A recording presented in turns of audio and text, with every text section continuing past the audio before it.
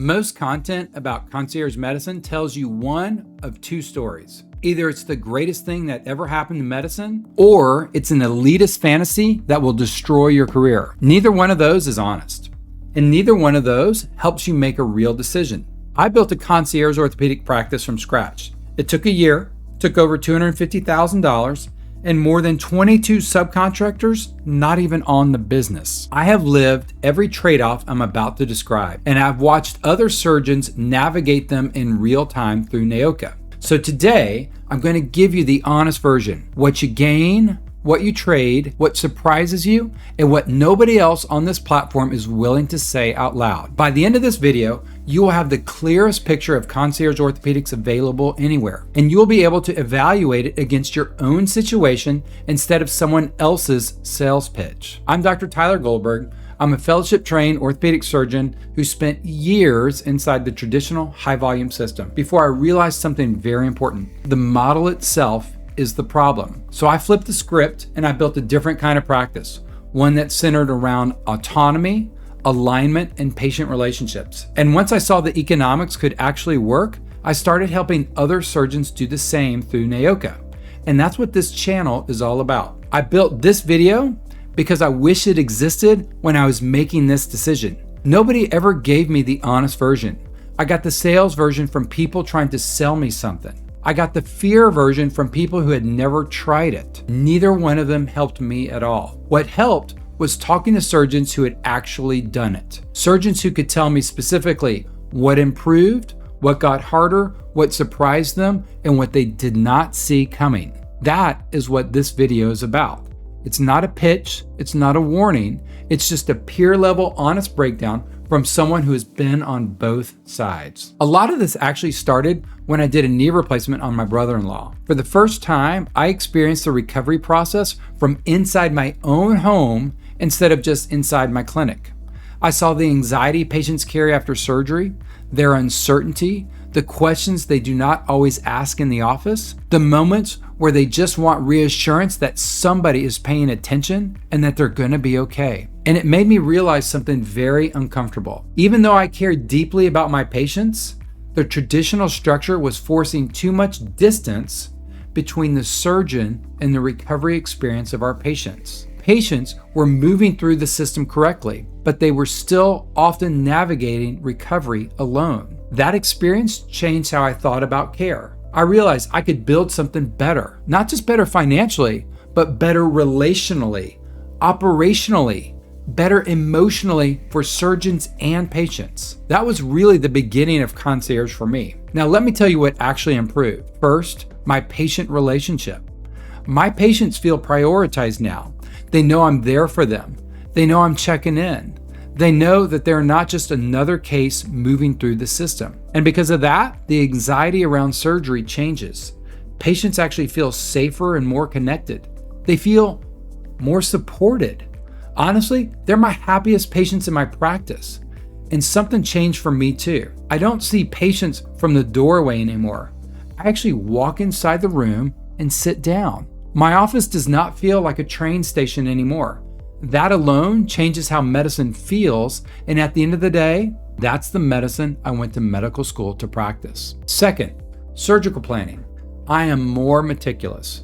Not because I suddenly became a better surgeon overnight, because I finally have the margin to think the way I always wanted to think. I'm not trying to squeeze planning into tiny fragments of time between cases or clinic overload or anything like that. I can review what I need to review.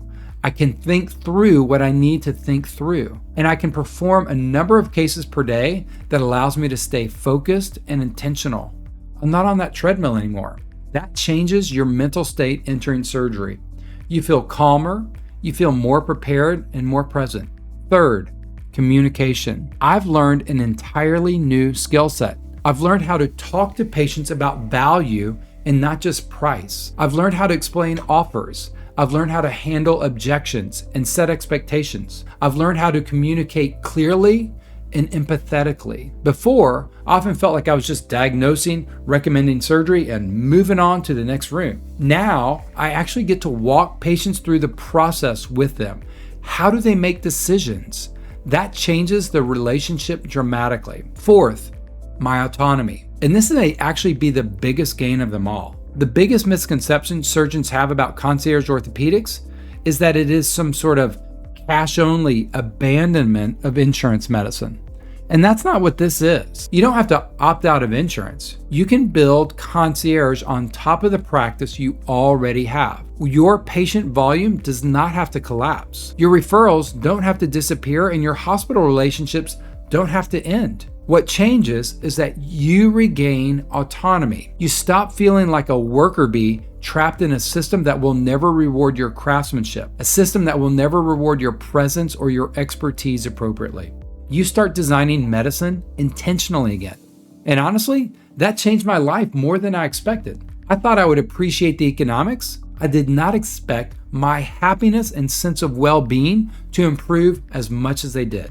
I got my joy for surgery and patient care back. I regained the relationship with patients that I desperately wanted. This is the medicine I went to medical school to do. And I regained that time to pursue things that make me better for both my family and my patients. And if any of this is landing, you're starting to recognize the kind of practice you actually want to build. I want you to know that you're not alone. If you're wondering whether Concierge Orthopedics could actually fit into your practice, your personality, and your long-term goals, go to orthopedic-concierge.com and take the quiz.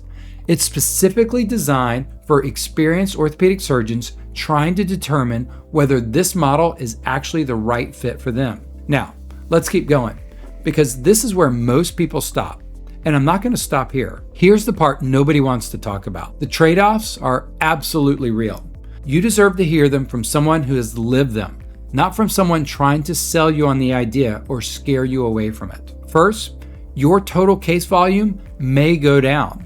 And psychologically, that will feel strange at first. If you've spent 15 or 20 years as a high volume surgeon, your identity becomes attached to that throughput. Packed schedule equals volume. High volume equals important. Open slots mean something is wrong. So when your schedule intentionally creates a little space, your brain initially interprets that as failure, right?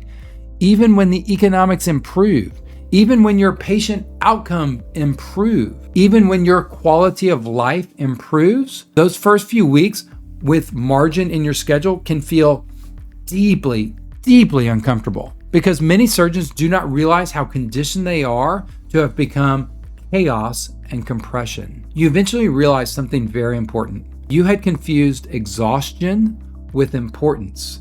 That realization is uncomfortable, but it's also incredibly freeing. Second, some colleagues just won't understand. Some will be curious and some might even be supportive. Some of them will be skeptical, but a small number may quietly interpret what you're doing as elitist or disloyal. I'm not going to pretend that that never happens. It does. But most of the time, once people understand the model clearly, that you're not abandoning insurance patients, you're not leaving medicine, you're not going rogue, that resistance fades. And honestly, the colleagues whose opinions actually mattered usually understood very quickly.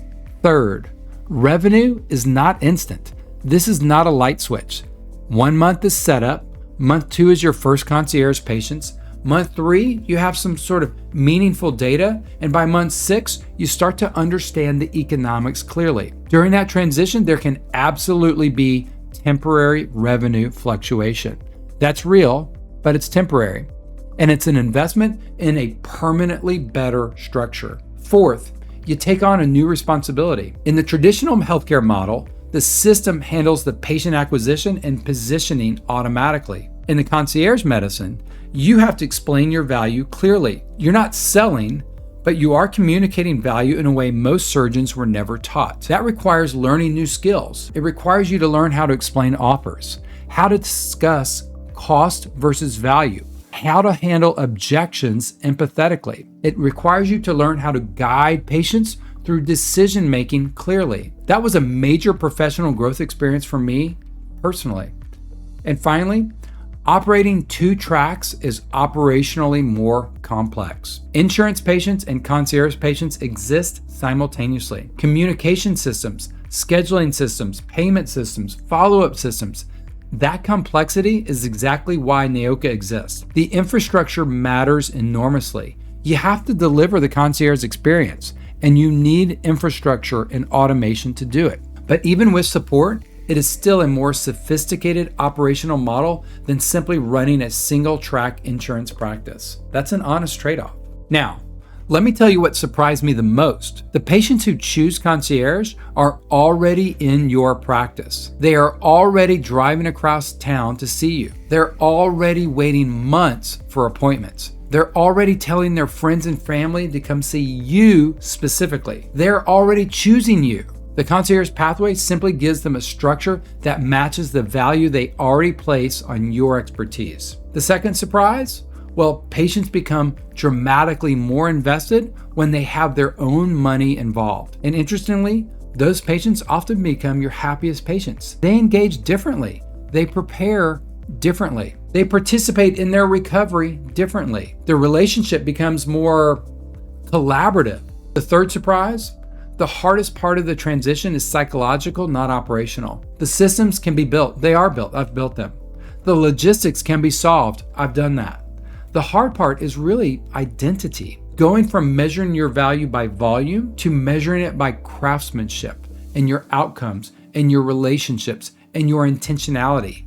It's a different scale, and that shift takes time. But once it happens, most surgeons will never want to go back. And finally, most surgeons say the trade-offs feel enormous before the transition and surprisingly small after. Because what ultimately compounds is not just financial improvement, it's the lived experience of your day, the time, the presence, the focus, the energy in your patient relationships, the feeling that you are finally practicing medicine the way you imagined when you first went to medical school. I built this video because I wanted the honest version to exist. Not the sales pitch where everything's perfect, not the fear piece where everything is dangerous, just the simple, honest version. Straight from me, the person who has done and lived this actual system. I want to tell you what improved, what got harder, what surprised me, and what I would never trade. Now, here's what I believe after living it. Concierge Orthopedics is not about abandoning insurance patients or building luxury medicine. It's about recapturing your autonomy and restoring your relationships with your patients. It's about creating the conditions for meticulous, intentional, deeply human care inside a system that increasingly compresses all of those things. The trade-offs are real, but so are the gains.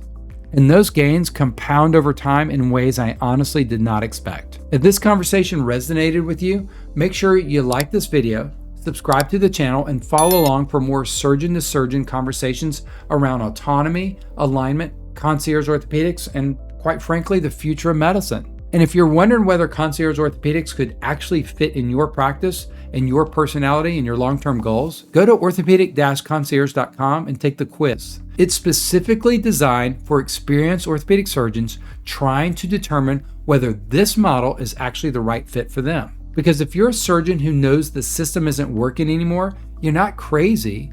You just need a different model. And that's what we talk about here at NAOCA.